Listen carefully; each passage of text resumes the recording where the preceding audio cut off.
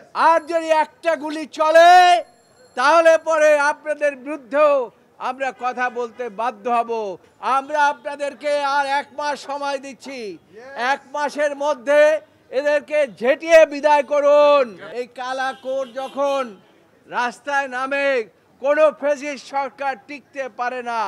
বর্তমান সরকারকে বলেছিলাম, আপনারা বৈষম্য বিরোধী সরকার, আপনাদের দায়িত্ব হচ্ছে বাংলাদেশের মানুষের জান মাল সমস্ত কিছু রক্ষা করা। কিন্তু অত্যন্ত দুঃখের বিষয়, এই যে বিচার বহির্ভূত হত্যাকাণ্ড ঘটে গেল, আমাদের ভাই তৌহিদ যে মারা গেল, কিন্তু এখন পর্যন্ত আপনারা রাজনৈতিক কোনো প্রোগ্রাম এখনো ঘোষণা করেন নাই। তাই আজকের এই সভা থেকে আমি দাবি জানাচ্ছি, অনতিবিলম্বে একটি বিচার বিভাগীয় তদন্ত কমিটি গঠন করুন। তার কারণ আপনারা কিছু হলেই আপনারা বিচার বিভাগীয় তদন্তের কথা বলেন, আর এই যে এত বড় ঘটনা ঘটে গেল, 4 মাস 6 মাস আপনারা আজকে প্রায় 6 মাসের মতো ক্ষমতা অধিষ্ঠিত আছেন। আপনাদেরকে আমরা বারবার বলছি, জনগণের নাক বোঝার চেষ্টা করুন। তার কারণ শেখ হাসিনা পালালেও পোংরা পাংড়িদেরকে রেখে গিয়েছে।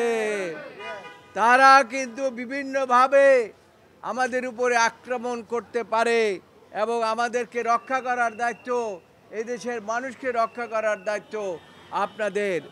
আমরা আইনজীবীরা দীর্ঘ 17 বছর সংগ্রাম করেছি, এবং 5ই আগস্টেও ছাত্র জনতার সাথে ঐক্যবদ্ধভাবে সংগ্রাম করেছি।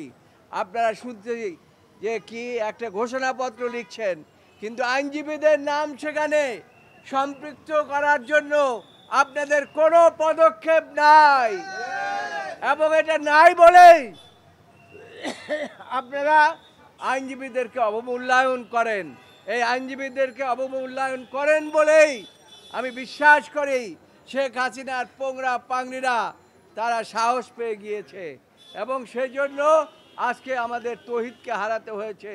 আমি আজকে হুঁশিয়ার করে দিতে চাই, ভবিষ্যতে আর যেন এরকম কোনো তৌহিদকে আমাদের হারাতে না হয়।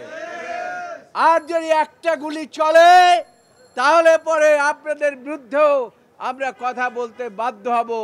এখনো আইনজীবীরা অত্যন্ত সহনশীল ভূমিকার মধ্যে আছে, রাস্তায় নামে নাই।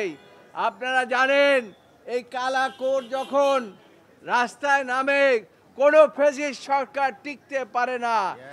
এরশাদ টিকতে পারে নাই, আইয়ুব খান টিকতে পারে নাই, সর্বশেষ হাসিনাকে পালিয়ে যেতে হয়েছে। এখানে অনেক দিনই বলেছিলাম যে এই কালো কোট যেহেতু নেমেছে, শেখ হাসিনা আপনি আর থাকতে পারবেন না, আপনার কোনো রক্ষা নাই। তাই আপনি যত চেষ্টাই করেন না কেন, এই কালো গরুর উপরে যখন আপনি হামলা চালিয়েছেন, তখন আপনার আর ক্ষমতায় একদিনও থাকার এখতিয়ার নাই, এবং আল্লাহর রহমতে সেটাই ঘটেছে। তাই আজকের দিনে আমি এই তৌহিদের আত্মার মাগফিরাত কামনা করছি, এবং এই পর্যন্ত যারা এই ফ্যাসিস্ট সরকারের বিরুদ্ধে আন্দোলন করতে গিয়ে বুকের তাজা রক্ত ঢেলে দিয়ে মৃত্যুবরণ করেছেন, তাদের মাগফিরাত কামনা করছি, মাগফিরাত কামনা করছি, আত্মার মাগফিরাত কামনা করছি। এবং আমি দেখতে পাচ্ছি এই যারা গুলি করেছে এখনো রাস্তায় রাস্তায় তারা ঘুরে বেড়াচ্ছে। সরকারের কাছে আমাদের দাবি, এখনো কিন্তু এই ফ্যাসিস্ট সরকারের দোসররা বিভিন্ন প্রশাসনের জায়গায় বসে আছে।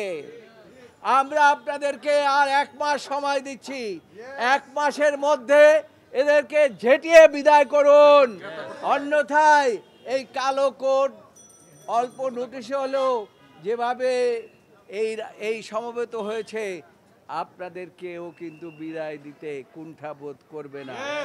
এই কথা বলে আমি আজকে সমাবেশের সমাপ্তি ঘোষণা করছি। আল্লাহ আমাদেরকে যেন এরকম আর তৌহিদের মতো এরকম কোনো ভাইকে হারাতে না হয়। এই কামনা করে আমি আমার বক্তব্য শেষ করছি। সকলকে ধন্যবাদ।